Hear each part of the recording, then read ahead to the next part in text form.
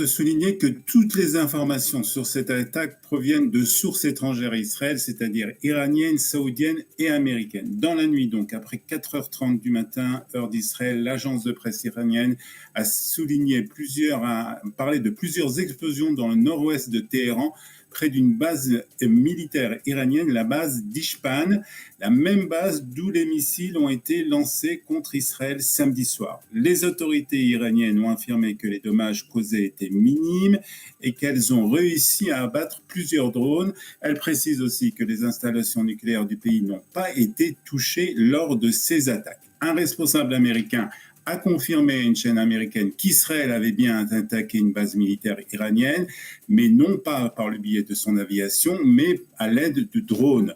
Toujours selon des sources en provenance de Washington, la Maison-Blanche a été préalablement informée de l'attaque israélienne. L'espace aérien dans le nord-ouest de la République islamique a été fermé et les télévisions saoudiennes ont indiqué des explosions qui ont eu lieu également en Irak et en Syrie. Pas plus d'informations concernant ces explosions. En Israël, c'est le silence radio, aucune réaction officielle, mais pour les Israéliens qui se réveillent ce matin, et c'est sans doute l'information la plus importante, les consignes de défense passive demeurent inchangées. Le porte-parole de l'armée l'a confirmé il y a quelques minutes.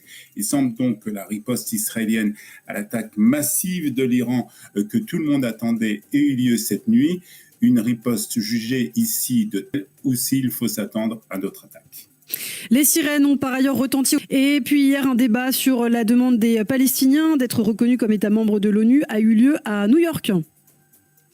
L'ambassadeur d'Israël aux Nations Unies, Gilad Erdan, a quitté ce débat en colère. Il a déclaré aux membres du Conseil: depuis le massacre du 7 octobre, je suis devant vous presque chaque semaine, mais vous refusez de condamner le Hamas et de faire ce qui est normal et juste. Erdan a remercié aussi les États-Unis pour leur veto et a ajouté: parler au Conseil de sécurité, c'est comme parler à un mur. Quitter ce débat en colère, il a déclaré aux membres du Conseil: depuis le massacre du 7 octobre, je suis devant vous presque chaque semaine, mais vous refusez de condamner le Hamas et de faire ce qui est normal et juste. Erdan a remercié aussi les États-Unis pour leur veto et a ajouté: parler au Conseil de sécurité, c'est comme parler à un mur.